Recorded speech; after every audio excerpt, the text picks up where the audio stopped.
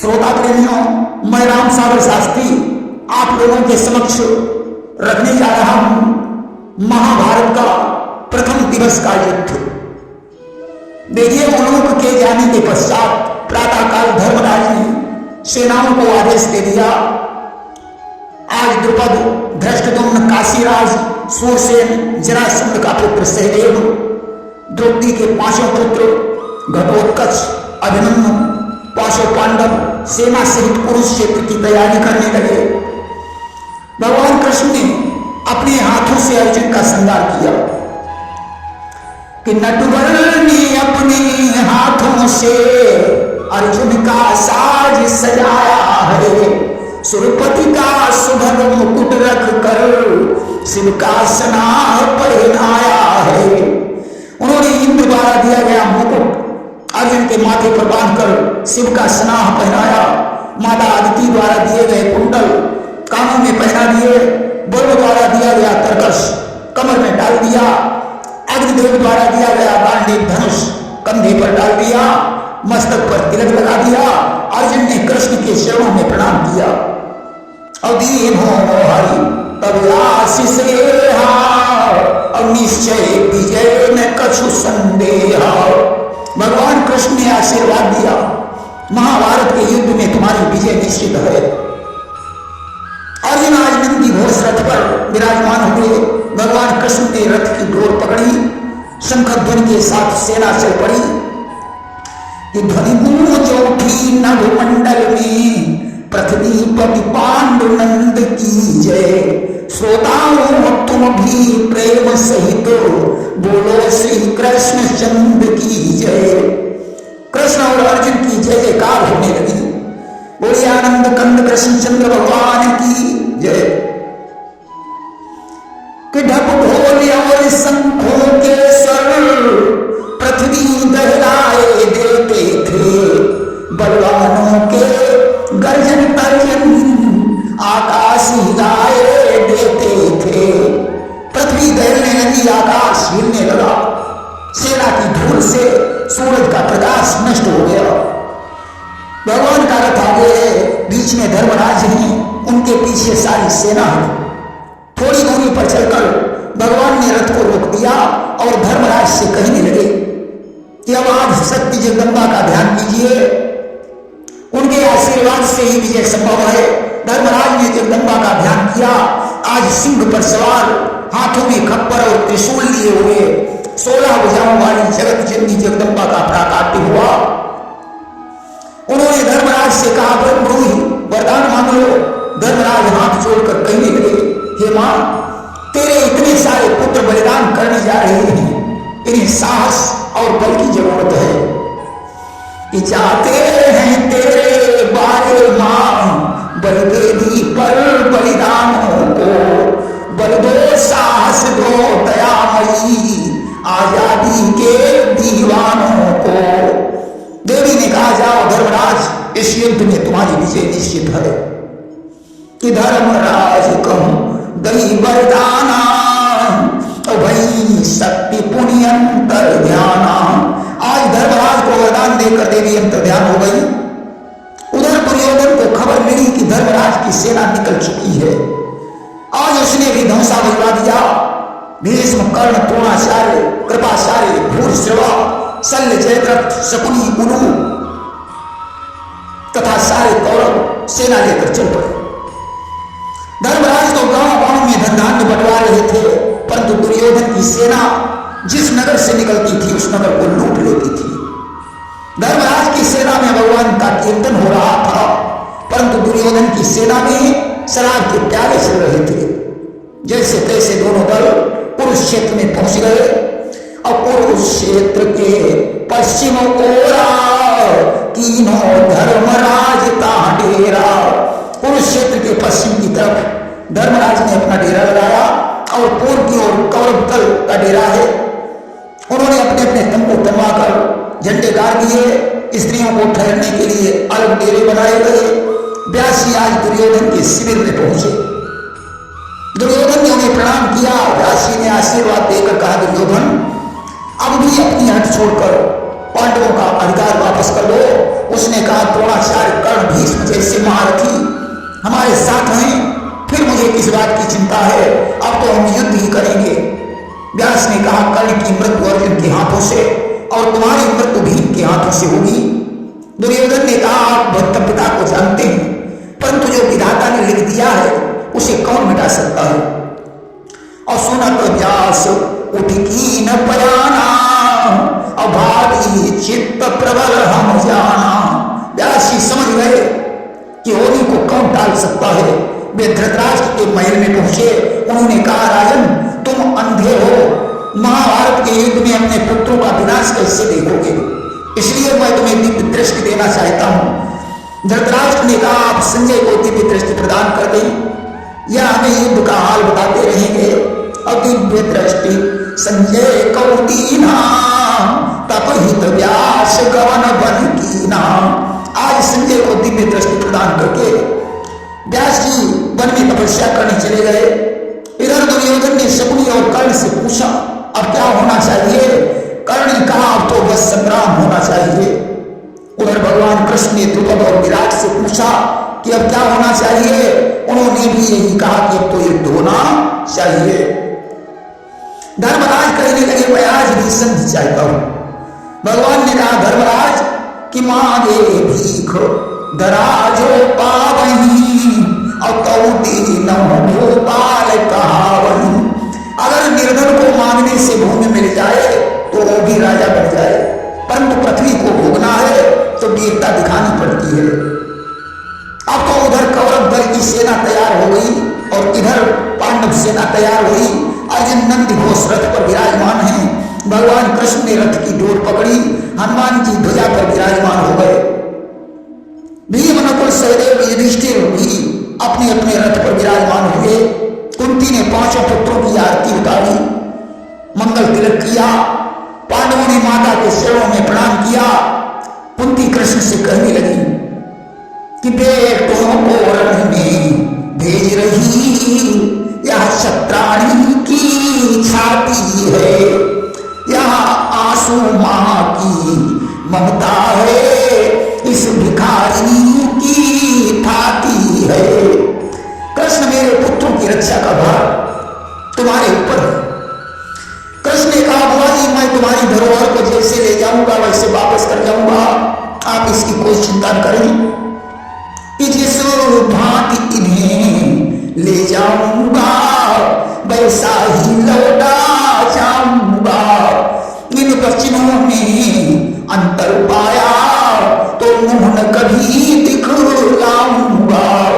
आज कुरुक्षेत्र के मैदान में दोनों सेनाओं का समागम हुआ। भीष्म बड़े घोड़ों को देखकर युधिष्ठिर ने रथ को छोड़ दिया और उनसे मिलने के लिए पैदल चलने लगे। अर्जुन ने कहा, कृष्ण अपना सेनापति जब इतना सरल स्वभाव का है तो सेना का क्या हाल होगा। इन्हें शत्रु पक्ष का कोई भय नहीं है। अगर दुर्योधन चाहे तो इन्हें पकड़ कर अभी बंदी बना सकता है। कृष्ण ने कहा, धर्मराज धर्म को जानते हैं, उनकी नजर में मित्र और शत्रु समान, उनका बाल वाका नहीं हो सकता है। युधिष्ठिर ने जाकर बाबा भीष्म को प्रणाम किया। भीष्म की आंखों में आंसू आ गए। उन्होंने युधिष्ठिर को उठाकर अपने हृदय से लगा लिया और कहने लगे, इस युद्ध में तुम्हारी ही विजय होगी, क्योंकि जहां धर्म है वहीं भगवान है और जहां भगवान है वहीं विजय है। धर्मराज बोले, बाबा क्या इसी दिन के लिए तुमने मुझे पाल पोस कर बड़ा किया था कि आगे चलकर हम तुम्हारे साथ युद्ध करें। भीष्म ने कहा, पुत्र दुर्योधन का नमक खाकर मुझे तो नमक अदा ही करना पड़ेगा। ये जो भी हो रहा है इसे ईश्वर की इच्छा मानो और अपना कर्तव्य करो कि जहां धर्म तहां कृष्ण विराजे और जहां कृष्णता ही जय छाई। अब जाकर धर्मराज ने द्रोणाचार्य को प्रणाम किया। उन्होंने भी विजय की का आशीर्वाद दिया और कहा, अपना कर्तव्य करो। हमारे जैसे करोड़ों वीर अगर युद्ध करें तो भी भगवान कृष्ण के सामने जीत नहीं सकते कि कोटि न द्रोण अस्त्र कहिया वही, अब केशव सोचय करहु न पावई। अब उन्होंने कृपाचार्य के चरणों में प्रणाम किया। उन्होंने भी विजय का आशीर्वाद दिया कि कृपाचार्य पद बंदन कीनो, अजय पत्र को आशीष दीनो। आज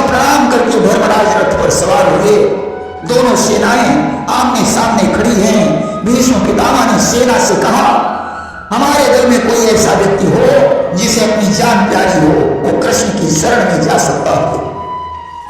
कि यही दल में यही जीवन भावई और तुरंत शरण के सब की जावई।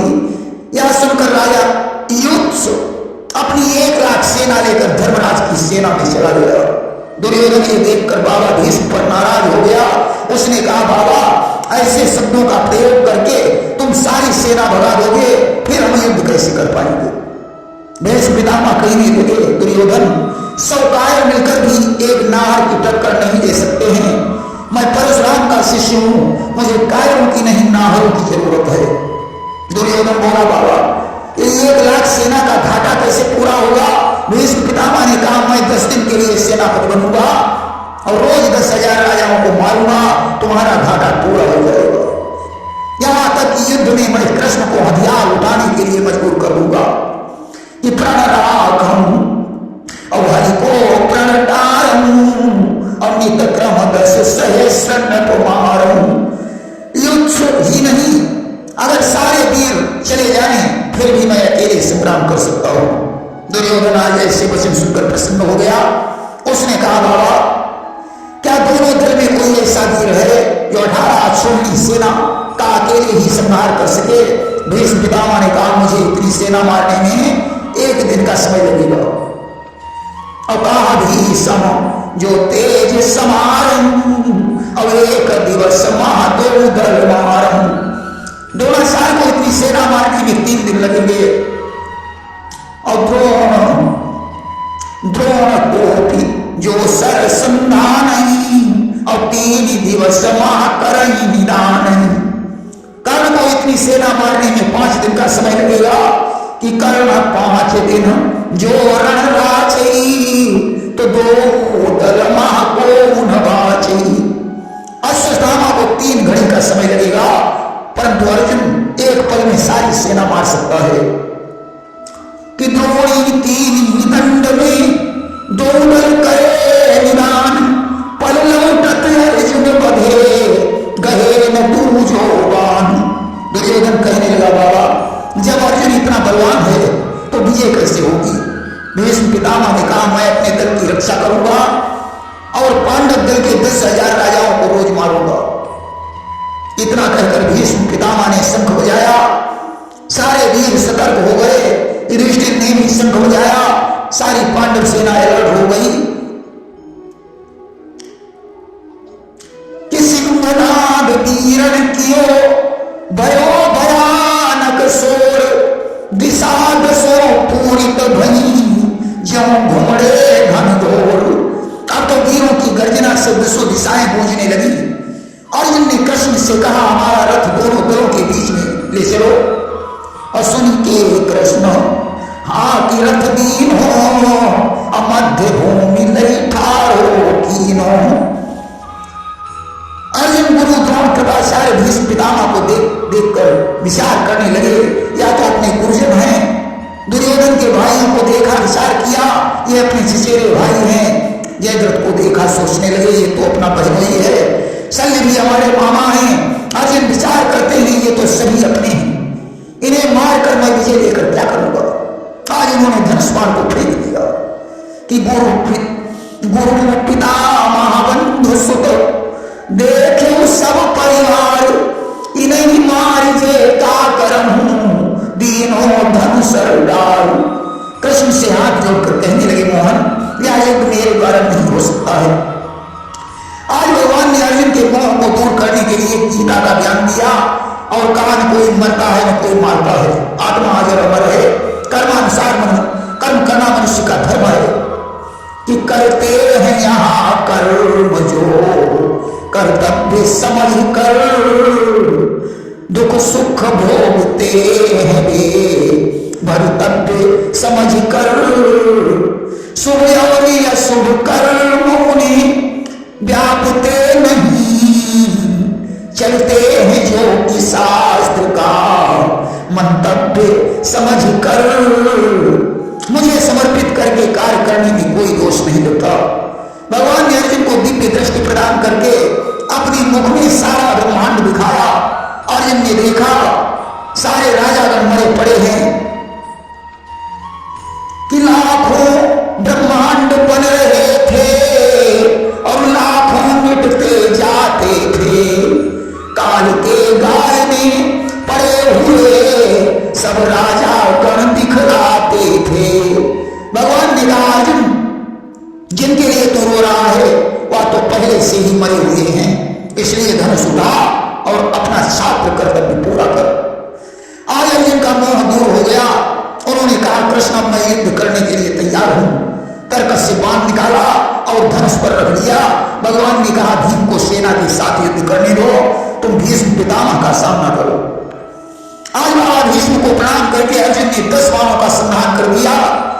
बाबा भीष्म ने उन्हें काट दिया और कृष्ण से कहने लगे ये युद्ध नहीं बल्कि आपकी लीला से एक तमाशा हो रहा है। इधर तो अर्जुन और भीष्म का संग्राम है, उधर भीमसेन और दुशासन, धृष्टद्युम्न और द्रोण, नकुल और जयद्रथ, शकुनी और सहदेव, युधिष्ठिर और शल्य, कृतवर्मा और विराट, भूरिश्रवा और सात्यकी, भगदत्त और द्रुपद, सोमदत्त और रूपसेन, कृपाचार्य और काशीराज, घटोत्कच और अलम्बुस, शशबिंदु और शंख, अश्वस्थामा और शिखंडी, वृषसेन और चेतकर्ण आपस में भिड़े हुए हैं। बाणों पर बाण चलते हैं। इधर बाबा भीष्म ने 20 बाण हनुमान की मारकर 1000 बाणों का संधान अर्जुन पर किया तथा 8 बाण छोड़कर उनके चारों घोड़ों को घायल कर दिया। 10 बाण भगवान कृष्ण पर चलाए, उनके शरीर से रक्त बिंदु झलकने लगा। अब अर्जुन को क्रोध आ गया। उन्होंने 1 बाण खींचा, धनुष पर रखा तो 10 हो गए, चलाया तो 100 हो गए, जब लगा तो 1000 हो गए। इस प्रकार बाण चलाकर भीष्म की सेना का कल्याण कर दिया। उन्होंने बाण से भीष्म की ध्वजा को काट दिया, सारथी अधमरा हो गया, घोड़े घायल हो गए और भीष्म का रथ टूट गया। इतना करने के बाद उन्होंने कौरव दल पर फिर से निगाह डाली। भीष्म पितामह के संभलने के बाद भीष्म पितामह ने देखा कि बहुत सी सेना समाप्त हो चुकी है। तब उन्होंने अग्निबाण का संधान कर दिया। पांडव दल अग्निज्वाल से दग्ध हो उठा। अर्जुन ने मेघबाण छोड़कर अग्नि को शांत कर दिया। भीष्म ने वायुबाण से आंधी उत्पन्न कर दी। हाथी, घोड़े और रथ उड़ने लगे। अर्जुन ने नागबाण चलाया। सर्पों ने सारी वायु का आहार कर लिया। भीष्म ने गरुड़बाण छोड़ा, उन्होंने नागों का भक्षण कर लिया। इसी बीच अर्जुन ने भीष्म के कुछ वीरों को मार डाला। भगवान भीष्म की तरफ देखकर मुस्कुराए। भीष्म ने क्रोधित होकर परशुराम का दिया हुआ बाण संधान कर दिया।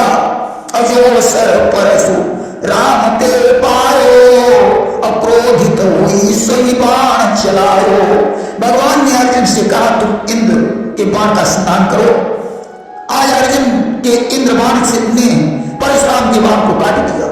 इधर भीमसेन रथ से उतरकर गदा युद्ध कर रहे थे। वे जिस हाथी के सिर पर गदा मार देते थे वही धराशायी हो जाता था। जिस रथ पर गदा पटक देते थे वो रथ सारथी के सहित ध्वस्त हो जाता था। वे रथ को पकड़कर दूसरे रथ पर पटक देते थे, हाथी को उठाकर दूसरे हाथी पर पटक देते थे। कौरव दल की ऐसी हालत देखकर द्रोणाचार्य ने उन्हें ललकारा और उन्होंने अनगिनत बाणों का संधान कर दिया। तब भीम जाकर अपने रथ पर बैठ गए। अर्जुन ने जब तक भीमसेन की तरफ देखा तब तक भीष्म ने 10,000 राजाओं का संहार कर दिया कि पार्थ जब लगी भीम निहारो और 10 सहस्र रथ भी सम मारो। और शंख बजाया, संग्राम बंद हो गया। सभी वीर अपने अपने शिविर को चले गए। भोजन करने के पश्चात द्रौपदी ने पूछा आज युद्ध का क्या परिणाम हुआ। कृष्ण ने कहा आज तो युद्ध में बाबा भीष्म ने वीरता दिखाई है, जिन्होंने 10,000 महारथियों को मार डाला हो। धर्मराज ने कहा कृष्ण कल के लिए क्या विचार है। भगवान ने कहा कल प्रातःकाल विराट के पुत्र शंख को सेनापति बनाया जाए, बाकी कौरव सेना के साथ अर्जुन युद्ध करें जिससे अपना 10,000 राजाओं का घाटा पूरा हो जाएगा। इसके आगे का प्रसंग अब हम आपको सुनाएंगे भगदत्त वध में। प्रेम से वृंदावन बिहारी लाल की जय।